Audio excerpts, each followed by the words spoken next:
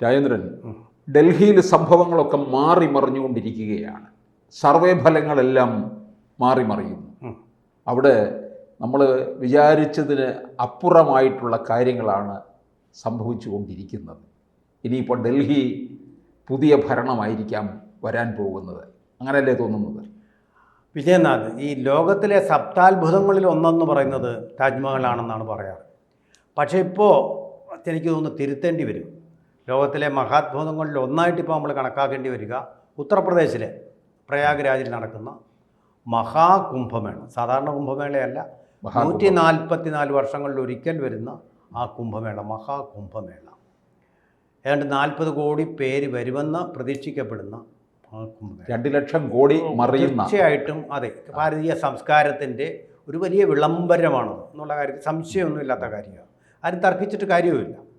അപ്പോൾ അങ്ങനൊരു കുംഭമേള അവിടെ നടക്കുന്നു, തെരഞ്ഞെടുപ്പ് ഇപ്പുറത്ത് നടക്കുന്നു. തീർച്ചയായിട്ടും ഇവിടെ BJPക്ക് ഒരു മൈലേജ് ഉണ്ടാകും എന്നുള്ള ഉറപ്പാണ്. ആ മൈലേജിന് പുറമേ ഇപ്പോഴത്തെ അനുകൂല സ്ഥിതി എന്ന് പറഞ്ഞാൽ ഇപ്പോൾ ഒന്നും ചേർന്നാൽ 2 അല്ല 3, 4, 5 അങ്ങനെയൊക്കെ പോകാം.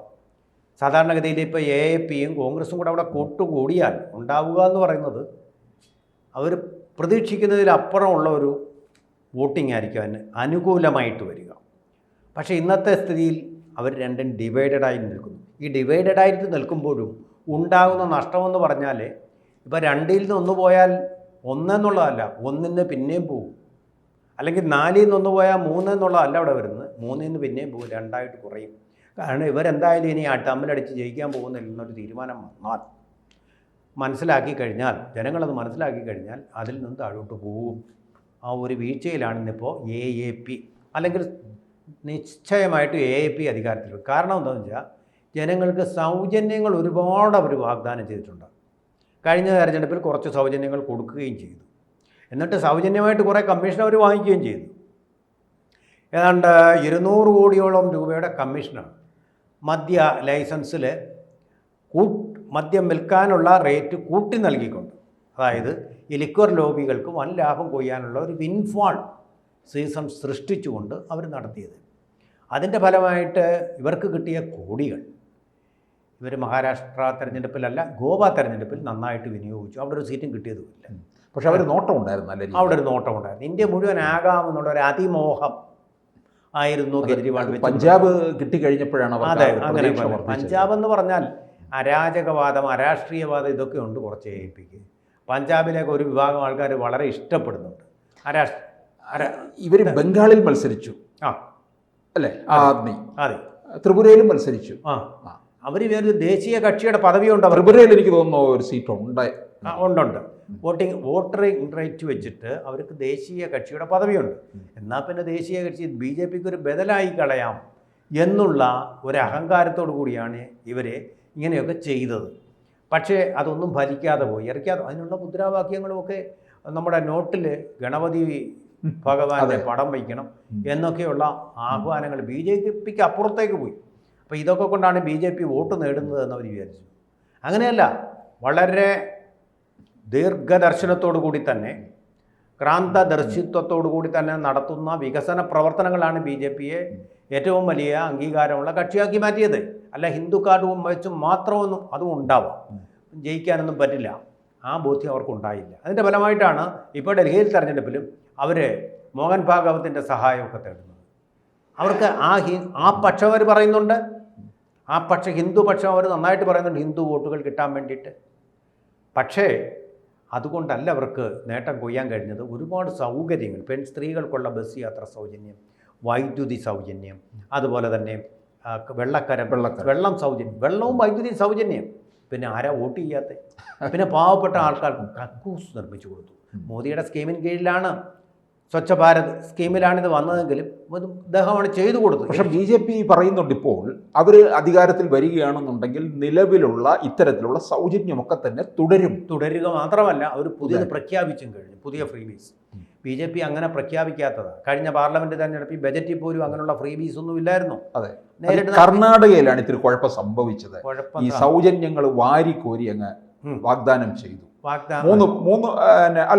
BJPയും അതുപോലെ തന്നെ കോൺഗ്രസും. കോൺഗ്രസ്സാണ് കോൺഗ്രസിന് അവിടെ ഇപ്പം നിൽക്കക്കള്ളിയില്ലാതായി. നിൽക്കക്കള്ളിയില്ല, അവർക്ക് നിലനിൽപ്പില്ലാതായി. ഡി കെ ശിവകുമാറിൻ്റെ തന്ത്രങ്ങളും കുറച്ചൊക്കെ ഭരിച്ചിട്ടുണ്ട് അവിടെ. ഡി കെ ശിവകുമാറിന് അടുത്ത ഊഴത്തിൽ മുഖ്യമന്ത്രിയാവാം. അപ്പോൾ ലിംഗായത്തുകളെയും വക്കാലിഗുകളെയും ഒരുമിച്ച് കൊണ്ടുപോകാമെന്നാണ് വിചാരിച്ചത്. അതിപ്പോൾ അടിപിടിയുടെ കലസിൽ എത്തി നിൽക്കുക. ഡി കെ ശിവകുമാർ മുഖ്യമന്ത്രിയാവാൻ മുട്ടി നിൽക്കുന്നു.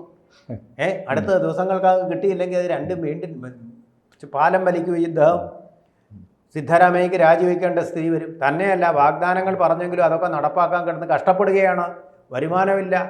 അതാണ് പിന്നെ ഹൈക്കോടതി തന്നെ പറഞ്ഞത്, നിങ്ങൾ ഈ വാഗ്ദാനം ചെയ്യുമ്പോൾ അതിൻ്റെ വരുമാന സ്രോതസ്സ് കൂടെ കാണിക്കണമെന്ന്. ഇപ്പോൾ AIP ഒന്നും കാണിക്കുന്നില്ല. ഞങ്ങൾ ഒരു സ്രോതസ്സും ഇല്ല, ഞങ്ങൾ ഇത് വരും. പാവപ്പെട്ട ജനങ്ങൾക്ക് അതൊരു വലിയ ആശ്വാസമാണ്. ഡൽഹിയിലെ പാവപ്പെട്ട ജനങ്ങൾ എന്ന് പറയുന്നത് ഒരുപാട് വാടക എത്ര രൂപ കൊടുക്കണം. വാടക ഇല്ലാത്തതുകൊണ്ട് അവരൊക്കെ വല്ല ഷെഡും അടിച്ചു വെച്ച് അതിലൊക്കെയാണ് താമസിക്കുന്നത്. ഈ തണുപ്പത്തൊക്കെ വലിയ കഷ്ടമാണ്. അവർക്കൊക്കെ ഇങ്ങനെ സൗജന്യങ്ങൾ വാഗ്ദാനം ചെയ്യുമ്പോൾ അവർക്ക് അവരുടെ ജീവിതത്തിൽ സ്വർഗമാണ് വരുന്നത്. അത് വോട്ടായി അവരുടെ വോട്ട് കിട്ടും. ആ പിന്നോക്കക്കാരുടെ എല്ലാം വോട്ട് AIP കേജ്രിവാളിന് അനുകൂലമാണ്. അവർക്ക് ഇതിൻ്റെ അഴിമതിയോ ഒന്നും പ്രശ്നമല്ല. അവർക്ക് ഈ സൗജന്യങ്ങൾ കിട്ടിയാൽ മതി. അങ്ങനെയുള്ള ആൾക്കാർ ധാരാളമുണ്ട് ഡൽഹിയുടെ പ്രാന്തപ്രദേശങ്ങളിൽ. ഇവർ കൊണ്ടുവരുന്നുമുണ്ട്. ബംഗ്ലാദേശിൽ നിന്നുമൊക്കെ അനധികൃതമായിട്ട് കുടിയേറുന്ന ആൾക്കാർക്കൊക്കെ ഈ AIPയുടെ 2 MLAമാരാണ് അവർക്ക് പാസ്പോർട്ടും സൗകര്യങ്ങളും വോട്ടർ ഐഡൻറ്റി കാർഡും ഒക്കെ അനുവദിച്ചു കൊടുത്ത് കള്ളത്തരത്തിന് കൂട്ടുതന്നു. അങ്ങനെ കുറേ പേരെ ഇപ്പോൾ പോലീസ് പിടിച്ചു. അവിടുത്തെ പോലീസ് എന്ന് പറഞ്ഞാൽ ഡൽഹിയാണ് നിയന്ത്രിക്കുന്നത്. ആ പോലീസിനെ കേന്ദ്ര ഗവൺമെൻറ്റാണ് നിയന്ത്രിക്കുന്നത്. അങ്ങനെ കുറേ പേരെ പിടിച്ചു. അത് 2 MLAമാരാണ്, AIPയുടെ 2 MLAമാരാണ് അങ്ങനെ അവരുടെ വോട്ട് ബാങ്ക് കൂട്ടാൻ വേണ്ടിയിട്ട് ശ്രമം നടത്തിയത്. കള്ള വെളിച്ചത്തായെ, പിന്നെ അദ്ദേഹം ജീവിക്കുന്നത് കണ്ണാടി മാളികയിൽ, അതും വെളിച്ചത്തായെ അദ്ദേഹത്തിൻ്റെ ആഡംബരം. അവിടെ ഭവന നിർമ്മാണത്തിന് 33.6 കോടി ചെലവഴിച്ചു. അത് പാവങ്ങൾക്ക് കുറേ വീടുകൾ കിട്ടിയിട്ടുണ്ട് അവിടെ പ്രാന്തപ്രദേശങ്ങളിൽ. അതിൻ്റെ വോട്ടൊക്കെ ഇയാൾക്ക് കിട്ടും. രണ്ടാമത്തെ കക്ഷിയായിട്ട് വരും. ഈ പ്രാവശ്യം വരുന്നത് ഇവർ രണ്ടും കൂടെ തമ്മിലടിക്കുന്നുണ്ട്. BJP മേൽക്കൈ നേടും. ഈ പ്രാവശ്യം അവരുടെ പ്രസ്റ്റീജ് പ്രശ്നം ജയിക്കുക എന്നുള്ളത്. അതുകൊണ്ട് മോദിയുടെ ഒരു പ്രസംഗവും ആദ്യത്തെ അദ്ദേഹത്തിൻ്റെ പ്രചാരണവും ശരിക്കും കൊണ്ടിട്ടുണ്ട്, ഏറ്റിട്ടുണ്ട്. ഡൽഹിയിൽ ഒരു തരംഗം ഉണ്ടാക്കുന്ന തരത്തിലേക്ക് ആ കാര്യങ്ങൾ പോയിട്ടുണ്ട്. തന്നെയല്ല, ഇപ്പോൾ ഡൽഹി സരോജിനി മാർക്കറ്റിൽ നിങ്ങൾക്ക് പേടി കൂടാതെ പോവാം. പണ്ടവിടെ പടക്കം, ദീപാവലിക്കും മറ്റും പടക്കം പൊട്ടുന്ന പോലെ ബോംബുകൾ പൊട്ടിക്കൊണ്ടിരുന്നു. ഭീകരവാദം കൊണ്ട് പുറത്തിറങ്ങി നടക്കാൻ വയ്യാത്ത അവസ്ഥ, അതൊക്കെ മാറിയിട്ടുണ്ട്. അതുപോലെ കർഷക സമരം, വലിയ ഉപദ്രവമായിട്ട് ചെയ്തുകൊണ്ടിരുന്ന കർഷക സമരം ഒരു വിധത്തിലൊക്കെ അവർ ഒതുക്കി തീർത്തു. കാരണം ആളില്ല, കർഷക സമരം നയിക്കാൻ ആളില്ല, അതുപോലെ വരാൻ ആളില്ല. കുറേ ഞങ്ങൾ കഷ്ടപ്പെട്ട് ഇനി പണി നോക്കാൻ പറഞ്ഞു. അവർ കർഷകർ അവരുടെ പാട്ടിന് പോയി, പാടങ്ങളിലേക്ക് പോയി, നഗരങ്ങളിലെ തെരുവുകളിലേക്ക് വരാതെ. ഇപ്പം ഇങ്ങനെയൊക്കെ ഇതിനെയെല്ലാം കൈകാര്യം ചെയ്തുകൊണ്ട്, വിദഗ്ധമായിട്ട് കൈകാര്യം ചെയ്തതുകൊണ്ടും ഈ കുംഭമേള നടക്കുന്നത് കൊണ്ടും BJPക്ക് തീർച്ചയായും ഒരു എഡ്ജുണ്ട്. അതുകൊണ്ടാണ് സർവേ ഫലങ്ങളിലെല്ലാം BJP 1-ാം സ്ഥാനത്തും AIP 2-ാം സ്ഥാനത്തും വരുന്നത്.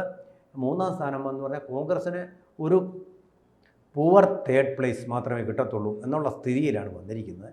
എന്നിട്ട് രാഹുൽ ഗാന്ധി കേജ്രിവാളിനെ കള്ളനെന്നും അഴിമതിക്കാരനെന്നും പച്ചയായിട്ട് തന്നെ പറയുന്നു. അപ്പോൾ പിന്നെ ഇന്ത്യ മുന്നണിയിൽ എങ്ങനെ നിൽക്കുമെന്നുള്ളതാണ്. അതെ, കേജ്രിവാൾ തിരിച്ചു അങ്ങനെ തന്നെ പറയുന്നു.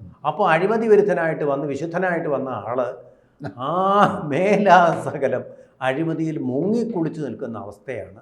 യമുനാ നദിയിൽ കൂടി ഒഴുകുന്ന അഴുക്കിനേക്കാൾ കൂടുതൽ അഴിമതിയുടെ ചെളിക്കുണ്ടിൽ ആഴ്ന്നിരിക്കുകയാണ്. ഒരാളിപ്പോഴും ജയിലിൽ കിടക്കുന്നതേ ഉള്ളൂ. AIPയുടെ തന്നെ വിദ്യാഭ്യാസ മന്ത്രിയായിരുന്ന ആൾ അഴിമതി കിടന്ന് അവിടെ ജയിലിൽ കിടക്കുന്നതേ ഉള്ളൂ.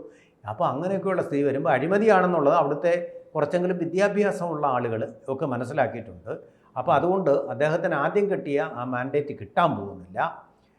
അതുകൊണ്ട് തന്നെ പിന്നെ സിഖുകാർക്ക് ഇദ്ദേഹത്തിനോട് എങ്ങനെ ഒരു ആനുകൂല്യമുണ്ട്. അദ്ദേഹം സത്യസന്ധനാണെന്നുള്ള തോന്നലുമുണ്ട്. അതുകൊണ്ടുള്ള ഒരു ആനുകൂല്യം അത് കുറച്ച് നഷ്ടപ്പെട്ടെങ്കിലും കുറച്ചിപ്പോഴും ഉണ്ട്, പൂർണ്ണമായിട്ടും നശിക്കില്ല. അപ്പോൾ പ്രതിപക്ഷ നേതാവായിട്ടിരിക്കാൻ കേജ്രിവാൾ BJPയുടെ അവർ തീരുമാനിക്കുന്ന ആൾ മുഖ്യമന്ത്രിയായിട്ടും വരാനാണ് സാധ്യത കാണുന്നത്. ഈ ഡൽഹിയിലെ ആദ്മിക്ക് അടി പതറിക്കഴിഞ്ഞാൽ അത് ഇപ്പോൾ നിലവിലുള്ള ഇടങ്ങളിലേക്ക് കൂടി അത് വ്യാപിക്കുകയും അത് വലിയൊരു തകർച്ചയിലേക്ക് മാറാനുള്ള സാധ്യതയല്ലേ ഉള്ളത്? തീർച്ചയായിട്ടും. ഡൽഹിയായിരുന്നു അവരുടെ കേന്ദ്രം. ഡൽഹി കിട്ടിയത് കൊണ്ടായിരുന്നല്ലോ പഞ്ചാബികൾ വിചാരിച്ചു സർദാർ ഇതുവരെ ഇന്ത്യ മുഴുവൻ അധികാരത്തിൽ വരും എന്നുള്ള ബോധത്തിലാണ് അവരെ ഇവർക്ക് വേണ്ടിയിട്ട് വോട്ട് ചെയ്തുകൊണ്ടിരുന്നത്. കർഷകരെ സഹായിക്കും, കർഷകർക്ക് വഴിയൊടുക്കി കേന്ദ്ര ഗവൺമെൻറ് പാര വെച്ചത് ഈ കേജ്രിവാളാണ്. അങ്ങനെയാണ് പഞ്ചാബിൽ അത്രയും വോട്ട് കിട്ടിയത്. അവരുടെ മുഖ്യമന്ത്രി അയാൾ ഈ 24 hours മദ്യപാനിയാണ്. ആ മുഖ്യമന്ത്രി 24 മണിക്കൂർ മദ്യമാണ്. മദ്യ അഴിമതിയിൽ മുങ്ങിക്കുളിച്ച് നിൽക്കുകയാണ് കേജ്രിവാൾ. അദ്ദേഹം മദ്യപാനിയല്ല, മറ്റേ അദ്ദേഹം മദ്യത്തിൽ മുങ്ങിക്കിടന്നു. മദ്യത്തെ അത് ഒരാൾ മദ്യ അഴിമതിയിൽ മുങ്ങിക്കുളിച്ചിരിക്കുന്നു, മറ്റേയാൾ മദ്യത്തിലും. നമ്മുടെ എൽസിനുണ്ടല്ലോ റഷ്യയിൽ വോഡ്കയുടെ മുങ്ങിക്കുളിച്ച് നിന്ന മനുഷ്യനാണ്. അതുപോലെ ഒരു അവസ്ഥയിലാണിപ്പോൾ പഞ്ചാബിലെ മുഖ്യമന്ത്രി. അദ്ദേഹം വന്ന് ഈ പരസ്യങ്ങളിലൊക്കെ വന്ന് വരുന്നുണ്ട്, ബ്രാൻഡ് അംബാസഡർ പോലെ വരികയൊക്കെ ചെയ്യുന്നുണ്ട്. ആൾ സുമുഖനുമാണ്, സുന്ദരനുമാണ്. പക്ഷേ അടിമുടി അത് ഹറാമാണ്, സിഖുകാർക്ക് ഹറാമായിട്ടുള്ള സാധനത്തിലാണ്. ഇനി അടുത്തൊരു ഊഴം അദ്ദേഹത്തിനെ അവർ വിജയിപ്പിച്ച് വിടില്ലെന്നുള്ളതും ഉറപ്പാണ്. കൂടുതൽ വാർത്തകളും വിശേഷങ്ങളും നിങ്ങളിലേക്ക് എത്താൻ ABC മലയാളം സബ്സ്ക്രൈബ് ചെയ്യുക, ബെൽ ബട്ടണും അമർത്തുക.